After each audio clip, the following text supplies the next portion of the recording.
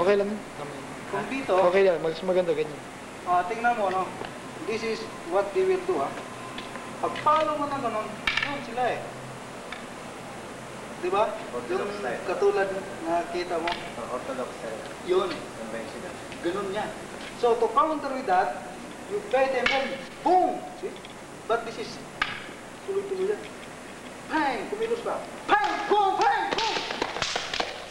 Yun. Tuloy-tuloy na yan. You do not give him chance. But you attack it. You do not strike it in the air. You hit it in the body. Para hindi ka mapagod. Okay? Dito. Bang! Boom! Bang! Boom! Tuloy-tuloy na yan.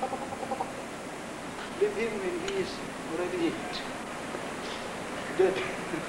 We are not teaching here to kill, but to defend also. Ganun to pa, marunong siya sa loose fighting. But we have to start loose fighting. Para in case, lumapit, yun mo already.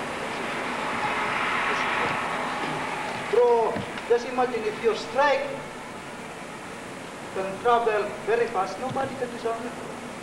That's why disarming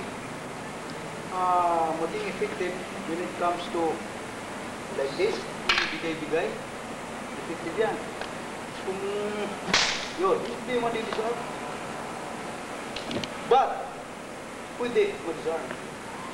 Boom! Yan. Ang disarming natin, we are hitting. Hey! Boom! You disable it. That's what disarming. Hindi ka na hindi ka hawakan mo ba? It's okay also. Okay, in